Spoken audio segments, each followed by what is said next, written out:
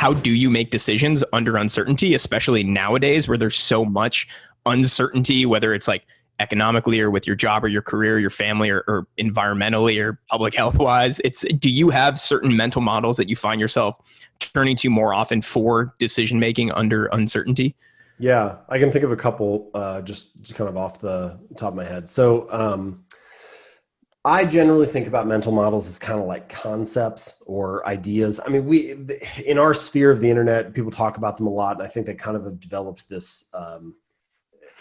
They've become almost even more than what they are. Like as you're going through school, every new idea you learn is a mental model. So you're surrounded by it all your whole life. So really was just saying is like you're looking for ideas or concepts that help you make sense of the world and take action. So in situations of uncertainty, there are maybe two or three that I find particularly useful. The first one is what's called margin of safety. And so it just means like having a buffer for things, you know. So financially, a margin of safety might be having an emergency fund that covers, 3 months or 6 months or a year of, expenses or whatever it is. And the bigger the buffer, the bigger the margin of safety. And you're seeing that play out right now, which is businesses that were sitting on a lot of cash had a huge margin of safety, and they could afford to keep their employees on and pay their salaries and whatnot. Whereas businesses who, their margin of safety was say like 9 days, well then once, they're not operating for 2 weeks, all of a sudden they don't have any money left. So the bigger the margin of safety, the more uncertainty you tend to be able to handle, because you don't know where the unknown is going to come from or what the future holds, but you've got a buffer to like absorb the shock. Another example of margin of safety, not just monetary wise, but showing up to meetings early.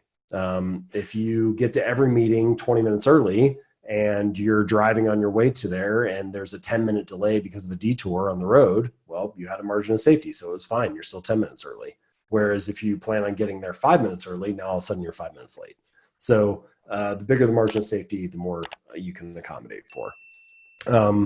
And there are all kinds of examples, engineering examples, like if you build a bridge, you plan on a truck going across it that weighs 30,000 pounds. You don't want to build the bridge for 30,000 pounds. You want to build it so that it can hold 80,000 pounds. And you've got a big margin of safety in case some really heavy truck that you've never seen before goes across. So that general idea of having a bigger buffer, I think is an interesting one.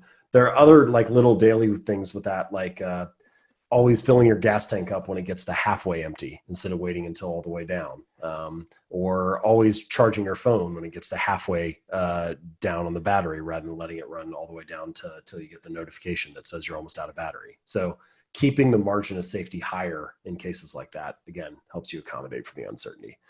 So that's the first one.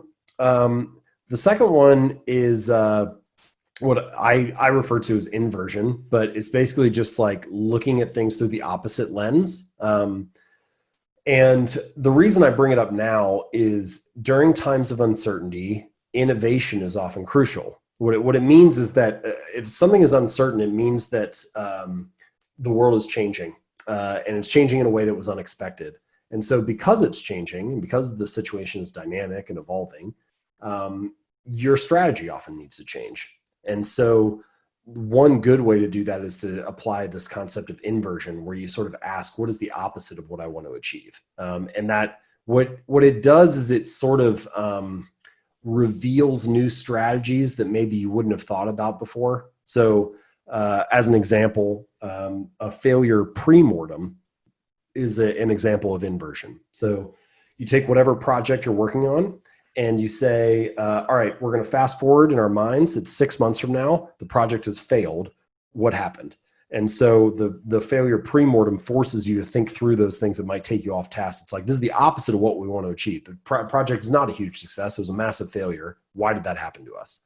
And so it reveals these interesting insights. You can do the same thing with like your personal finances. You could say, all right, most people want to get rich. How would we get poor and lose all the money we have? Okay, we would buy a house that would be the biggest possible house we could afford and max out our mortgage. We would buy a car that was unnecessarily expensive.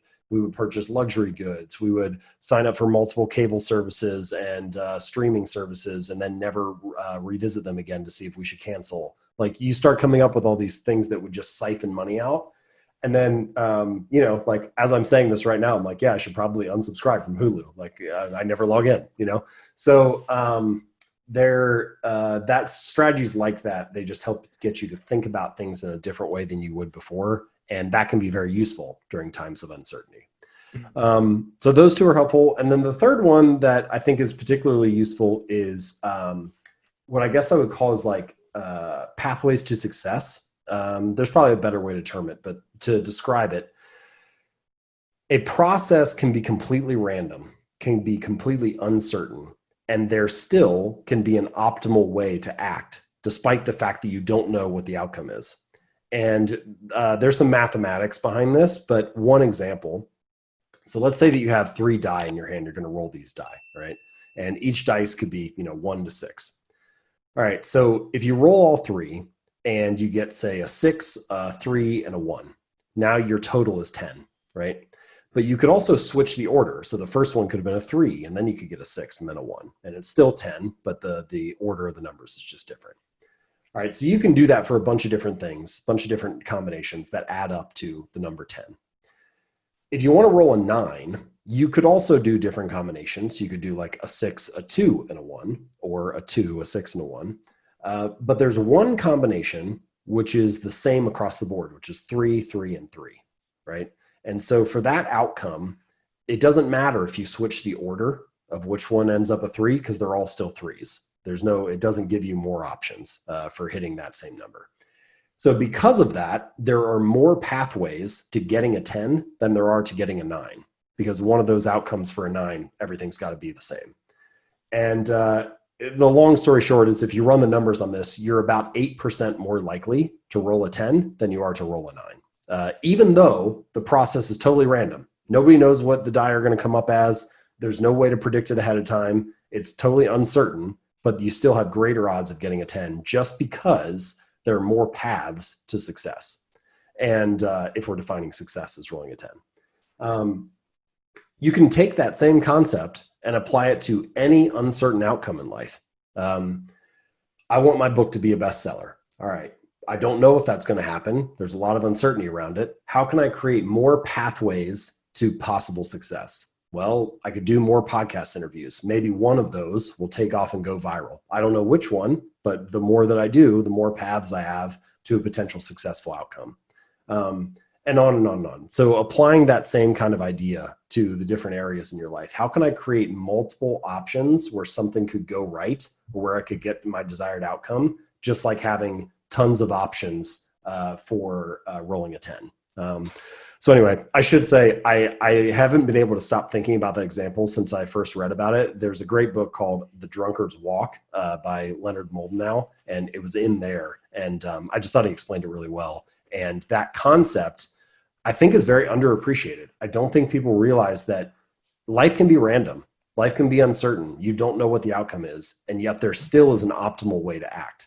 There still is something for you to do that can increase your odds of success, even though it's just luck. It's just randomness.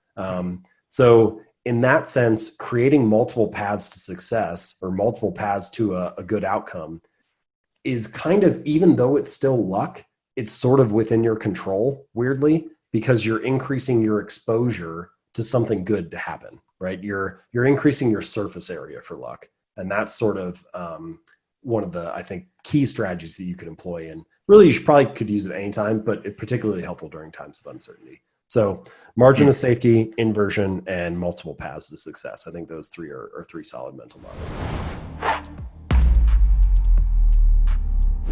Did you like what you just saw? Well, great, because our YouTube channel is chock full of tips on how to grow your online business and learn from the best in the industry. So make sure you hit that subscribe button so you never miss out.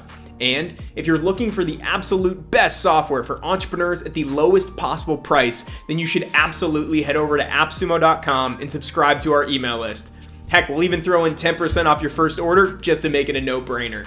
Now, you're in on one of the best kept secrets in software.